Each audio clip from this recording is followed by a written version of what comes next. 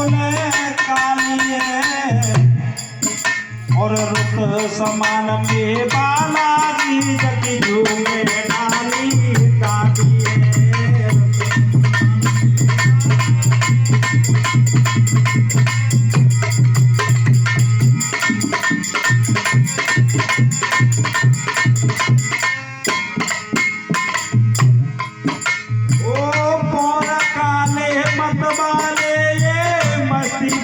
दिखाते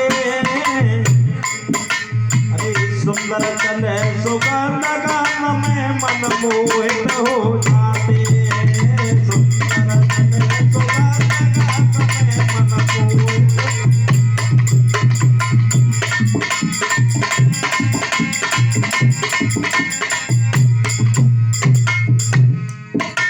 ये पौरा काले मत वाले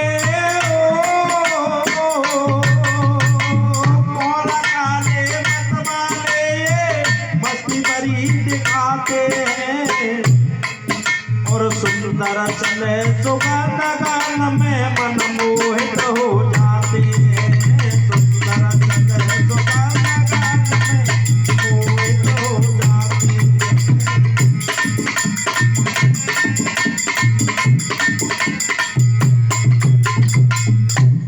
आज बाग बहाली पे आ जाता है, फलवारे पे फल और फूलवारे पे फूल। बड़ी बड़ी सुंदर सुंदर मेवा आने लगी। मेवा टपक टपक के जमीन पे गिरने लगी। एक दिन माली उस बाग में घूमने के लिए गया, विचार करने लगा राजा तो आते नहीं है इस मेवा को लेने के लिए, और ये मेवा टपक टपक के गिर जाती है, सड़ जाती है। मालिन से जाकर के सलाह लेनी चाहिए। आज माली और मालिन के पास आए और मालिन से कहने लगा मालिन इस मेवा का हम क्या करें। तो आज मालिन समझ आने लगी और माली को, और माली से कहने लगी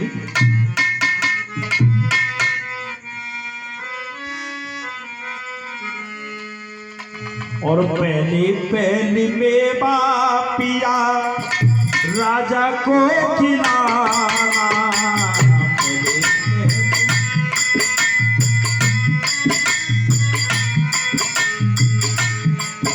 अरे फिर खाए चाहे पिया, फिर खाए चाहे पिया सारा जमाना। पहली पहली मेवा पिया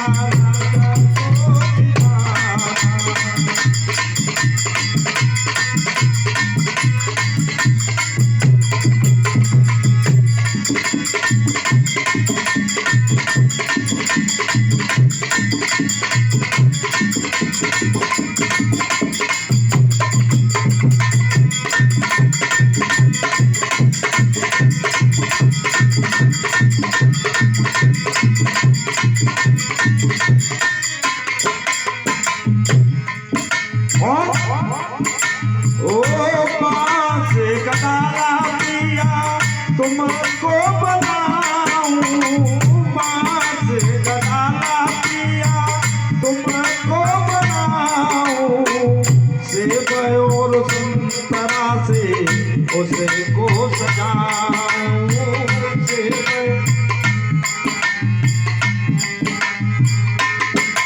ये राज कचहरी पिया, राज कचहरी पिया तुम चल जाना। पहली पहली मेवा पिया राजा को खिलाना।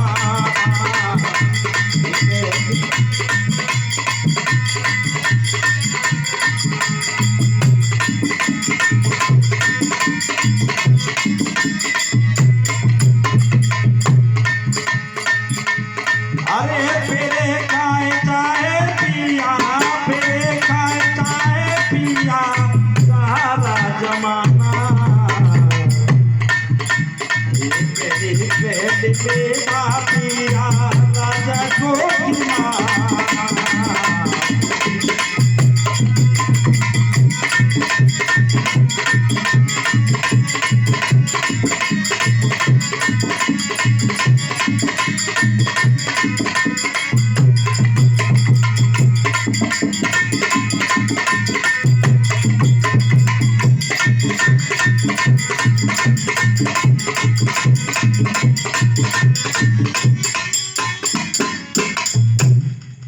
आज मालिन समझाने लगी पहली पहली मेवा राजा के पास ले जाओ, फिर सारा जमाना खाए। एक बढ़िया सा डाला सजा करके मालिन ने और माली के सर पर उठवा दिया। माली झूमता हुआ और राजा की कचहरी की तरफ जाता है, तो जैसे फाटक पे पहुंचा देखा कि राजा की कचहरी झकझका के भरी हुई है। डाला तो रंग दिया और जय जयकार करने लगा, महाराज की जय हो, महाराज की राजधानी सलामत रहे, महाराज की जय जयकार हो। आज जब जोर जोर से माली चीखने लगा, चिल्लाने लगा, जय जयकार करने लगा, तो सभी की नजर एकदम माली के पास पहुंच गई और राजा पूछने लगे, माली आज बड़े खुश दिखाई दे रही हो, क्या बात है? माली कहने लगा, महाराज आज बात ही कुछ ऐसी है। तो इस डाले में क्या है? तो आज माली खड़े होकर के और राजा को बताने लगा, महाराज सुनिए कि राजा और तुमने बाग लगायो, फल फूल बाग के लायो राजा।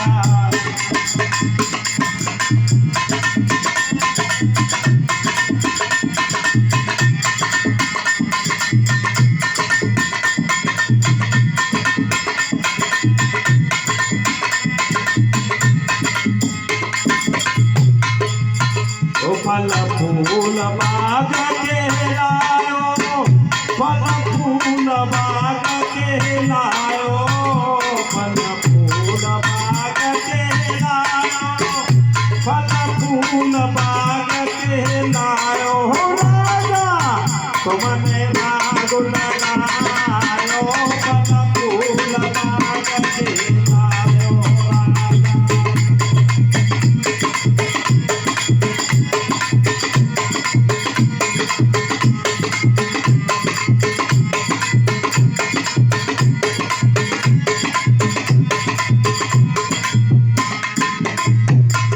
और बताने लगा,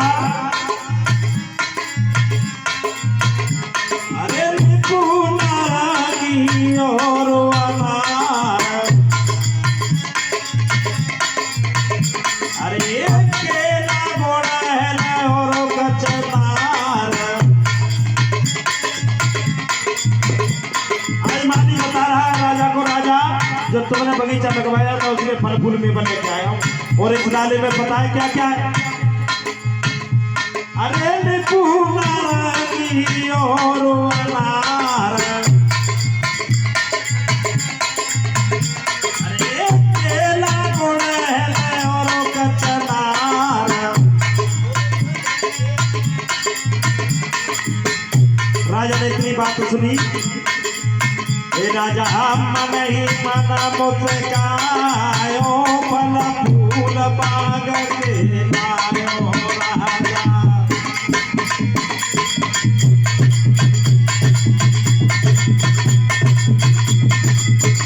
फल फूल बाग के लायो, फल फूल बाग के लायो, फल फूल बाग के लायो, फल फूल बाग के लायो राजा, तुमने बाग लगायो, फल फूल बाग के लायो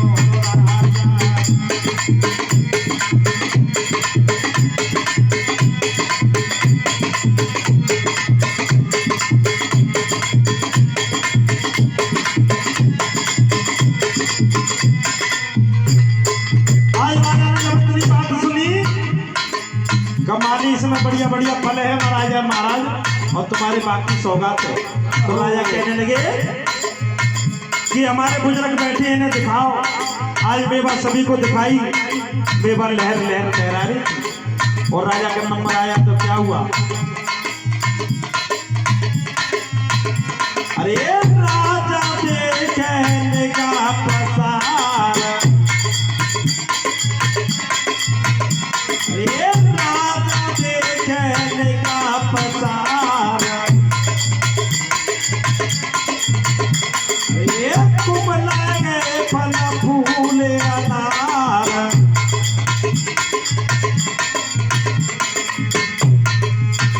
माली मन ही मन गवलायो, फल फूल बाग के लायो राजा।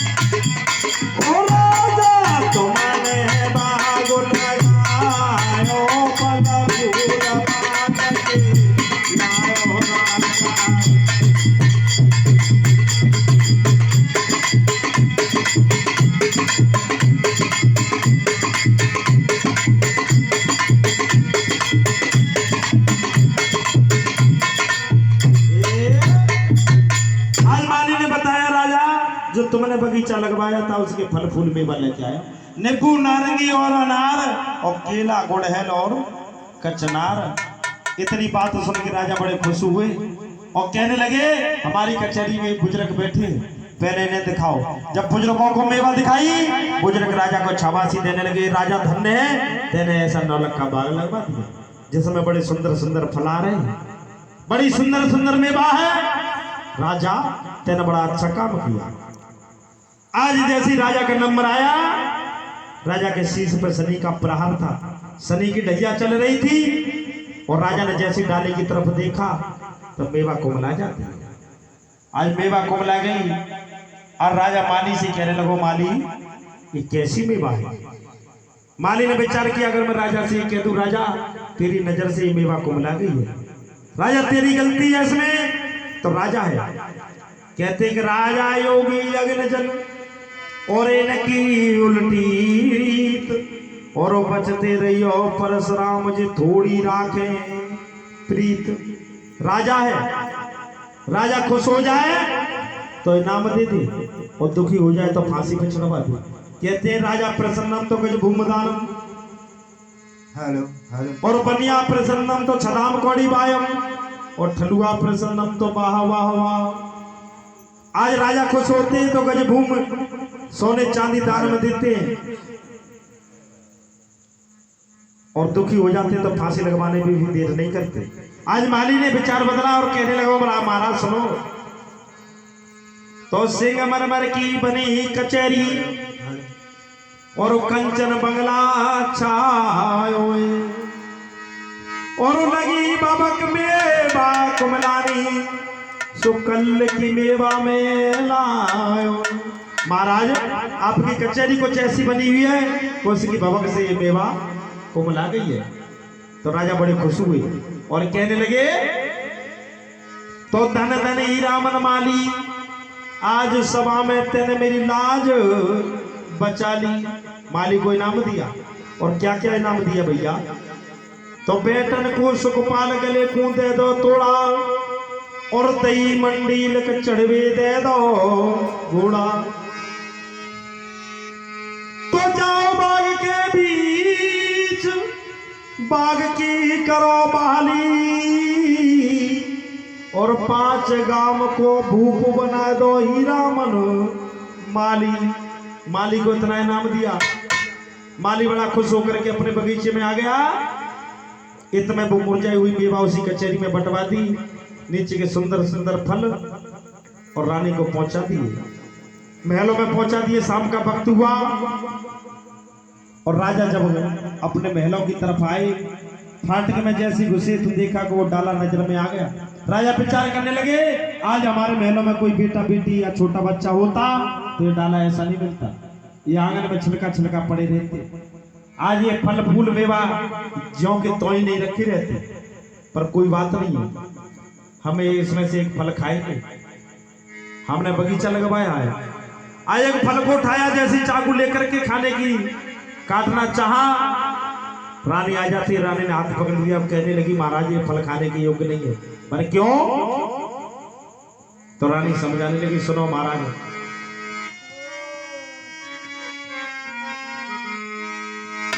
और कुंवारी कन्या जल भर लावे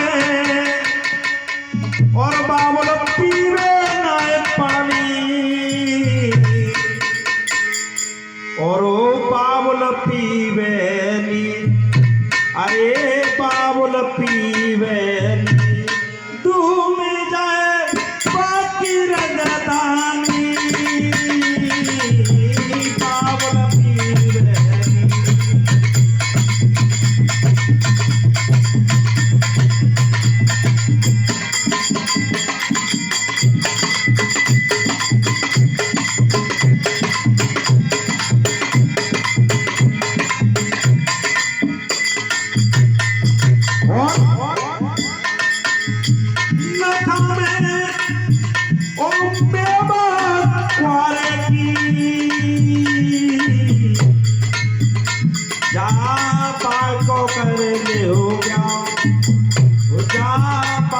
कर लो ब्याओ खाओ गाते हमारे की बात को कर लो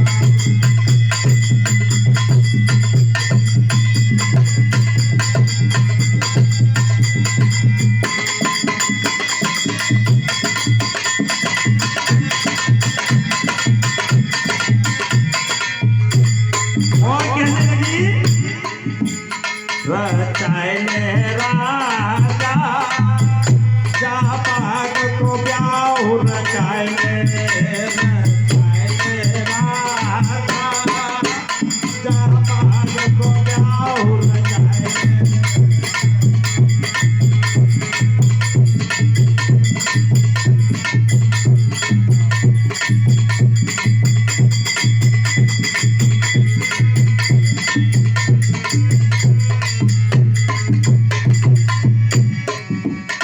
और भैया और रजवाड़े और भैया और रजवाड़े सब नातेदार बुलाए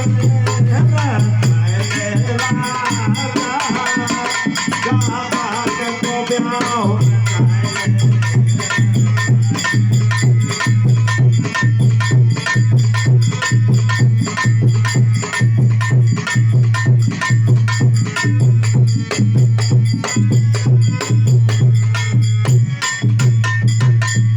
और बजाने में अरे कोई ब्राह्मण फूल के राजा बात को ब्याह रचाओ जी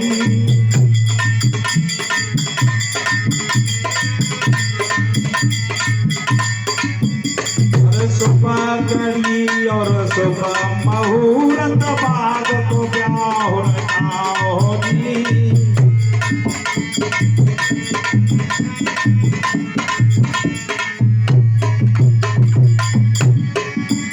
और कभी नहीं कुछ धन दौलत की अरे कमी नहीं कुछ धन दौलत की बागन बीच लुटाए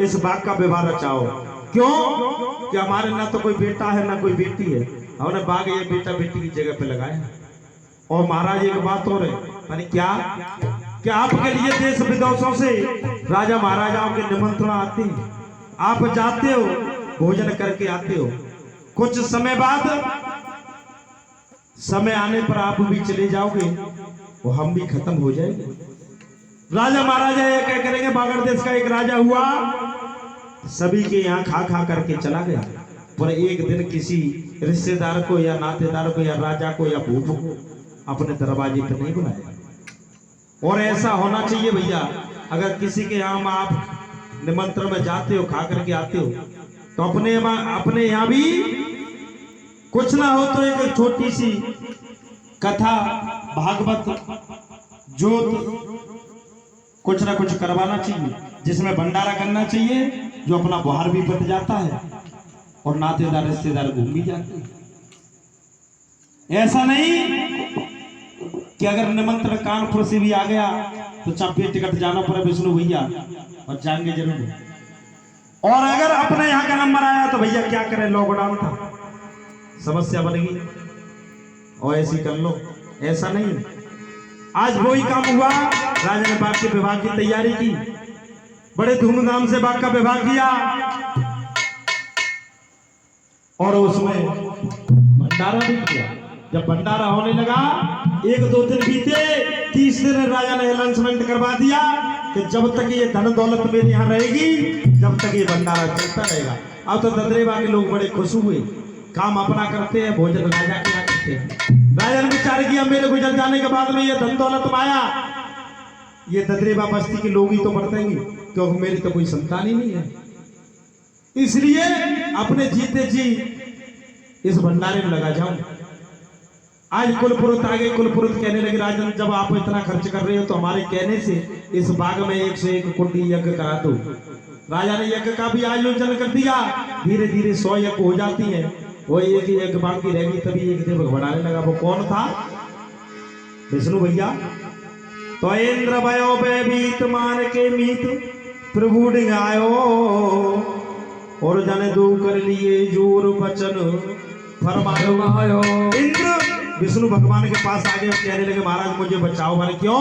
कि राजा जेवर सिंह ने 100 यज्ञ कर लिए, एक यज्ञ और कर लेगा मेरे सिंहासन को ले लेगा, तो क्या किया जाए? कि शनिदेव को भेज दो। आज शनिदेव से ऑर्डर किया, आज शनिदेव चलने लगे, एक ब्राह्मण का भेष बना लिया और उसी बगीचे में आ जाते हैं जहाँ राजा जेवर सिंह की यज्ञ चल रही थी, भंडारा चल रहा था, और जोर जोर से चीखने लगे और चिल्लाने लगे और क्या कहने लगे?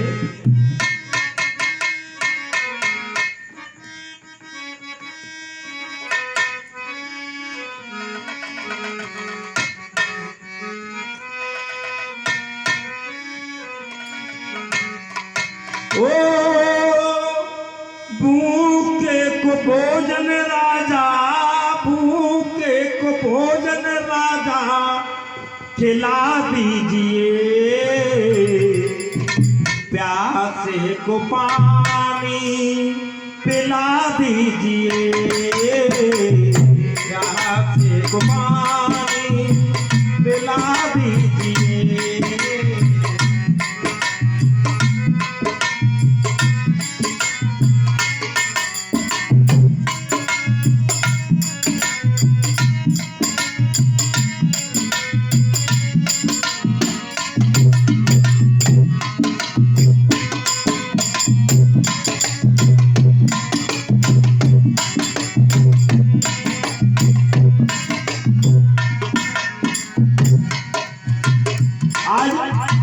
उसी सभा में आ जाते हैं, जोर जोर से चिल्लाने लगे, चीखने लगे और कहने लगे ओ भूखे को भोजन राजा, भूखे को भोजन राजा खिला दीजिए, प्यासे को पानी पिला दीजिए, प्यासे को पानी पिला दीजिए।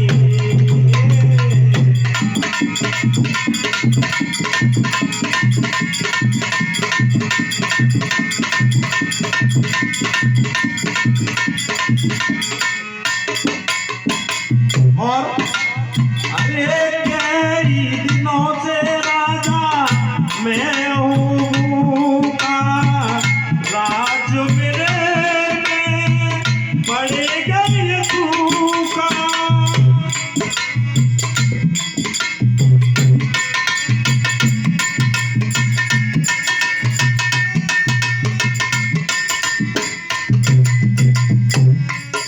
आज कहने लगे राजन मैं कई दिनों से भूखा हूँ।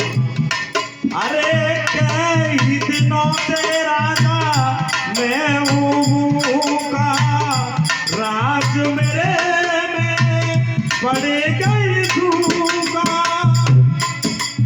अरे भोजन दीजिए ना, भोजन दीजिए ना, खिला दीजिए, प्यासे को पानी पिला दीजिए, प्यासे को पानी पिला दीजिए।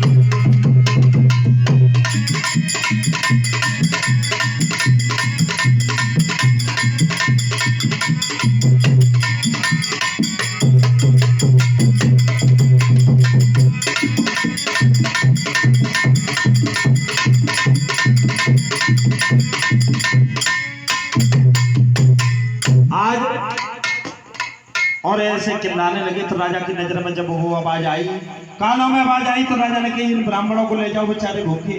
हमारे यहाँ इतना बड़ा भंडारा चल रहा है, वो एक ब्राह्मण के लिए भोजन नहीं है, तो हमारा तो यज्ञ कराना बेकार है। इन्हें ले जाओ, बेचारे कई दिन से भूखे हैं, इन्हें बैठा करके भोजन कराओ। आज 2 सिपाही लेकर के गए, इतने शनिदेव ने अपनी नजर से सारा भोजन समाप्त कर दिया। पास में जाकर के देखा तो भगवान खाली पड़े हैं। लौट करके आए और राजा से कहने लगे, राजन भोजन व्यवस्था तो भूल गए। और इतनी बात सुन के राजा रह गया एकदम दंग। राजा जब दंग रह गया, मेरे यहाँ करोड़ों व्यक्तियों का भोजन चल रहा है और एक एक बांटी एक भगवान विष्णु भैया पहुंच करके निकालते तो 100-200 लोग खा जाते, पर एक ब्राह्मण के लिए भोजन नहीं है, तो मेरा यज्ञ कराना बेकार है। आज ब्राह्मण से कहने लगे, महाराज आप ऐसा करो, मेरे बगीचा में चलो, मेरे बागों के फल खाना, कुआं के जल पीना, जब तक यहाँ भोजन तैयार हो जाएगा। आज राजा और अपनी नीली घोड़ी पर सवार होकर के 5 हथियारों को बांध करके और उस ब्राह्मण को अपने साथ में लेकर के और बागों की तरफ चलती है। आगे आगे माली जा रहा है, उसके पीछे राजा घोड़ी पर सवार होकर के जा रहे हैं और राजा के पीछे प्रजा, क्योंकि राजा कहते हैं कि धनवंता के गुणवंता बहुत होते हैं। किसी के पास अगर पैसा हो तो 2-4 लोग हमेशा आगे पीछे घूमते और बाकी पीछे वो ब्राह्मण जो शनिदेव थे। आज बगीचा में जैसे पहुंचे, उससे पहले कुल प्रेत बन जाते और कहने लगे, हे राजन कहां जा रहे हो? मैं बगीचा में जा रहा हूं। तो एक काम कर राजन, तेरा इस समय ठीक नहीं है। क्यों? कि तू बगीचा में गया, कुछ अनहोनी हो सकती है। जब तेरी नजर से मेवा कुमला सकती है तो बाग में भी कुछ हो सकता है, इसलिए आंखों से काली पट्टी को बांध लो और घोड़ी पर सवार होकर के चले जाओ। राजा ने वही काम किया, आंखों से काली पट्टी को बांध लिया और घोड़ी पर सवार होकर के बागों की तरफ चलती है। शनिदेव जो ब्राह्मण के वेश में थे आगे और राजा से कहेंगे, राजन मैं तेरे हाथ का भोजन किया, मैं तेरे हाथ का एक लोटा जल नहीं पीऊंगा। माने क्यों? तो तू अहंकारी है। माने कि महाराज ऐसी क्या बात है? अरे तुझसे ज्यादा उम्र वाले पैदल पैदल जा रहे हैं, इसमें कुछ तुम्हारे चाचा भी होंगे, ताऊ भी होंगे, कुछ बाबा भी होंगे, कुछ भाई भी होंगे, और आप इस घोड़ी पर सवार होकर के जा रहे हो। क्योंकि घोड़ी पर शनि का प्रहार नहीं होता, इसलिए राजा घोड़ी से उतरवा दिया, 5 हथियारों को भी खुलवा दिया और राजा के शीश पर शनिदेव विराजमान हो जाते हैं। और राजा जैसे बगीचा में आए, माली ने बताया, महाराज ये आम का पेड़ है, ये पपीता का पेड़ है, ये अंगूर का पेड़ है, ये चंदन का पेड़ है। और जैसे चंदन का नाम लिया, राजा ने आंखों से थोड़ी सी पट्टी को खिसकाया, विचार किया कि देखूं मेरे बाग में कैसा पेड़ है। और जैसी पट्टी खिसकाई तो पेड़ों की पत्ती झड़ने लगी। आज राजा ने उस पट्टी को खोल दिया और जिस पेड़ की तरफ देखता है वही पेड़ सूख जाता है। शनिदेव ने ऐसा प्रकोप दिखा दिया। अब तो राजा उस बगीचे में दौड़ने लगा, भागने लगा, एक दूसरे पेड़ को देखता है, वो झरझर करके उसकी पत्ती झड़ जाती है, पेड़ सूख जाता है। राजा इस पेड़ से उस पेड़ की तरफ जाता है, उससे सूख जाता है कि देखूं मेरा कोई एक पेड़ तो हरा होगा बगीचे में, पर जिस पेड़ की तरफ देखता है वही सूख जाता है। आज राजा भयभीत होने लगे और राजा के साथ में जो राजा के प्रजा वाले लोग आए थे और राजा को देख देख के राजा से कहने लगे, राजन तू बहुत अभागा, क्योंकि कहते हैं कि बनी के चेहरों पर लाखों निसार होते और जब बनी बिगड़ जाती है तो दुश्मन 1000 होते। आज राजा के साथ में जो पीछे पीछे घूमते थे वो राजा से उल्टा सीधा कहने लगे, ताना बोली मारने लगे, गालियां देने लगे और कहने लगे, हे राजन तू बहुत अभागा है रे।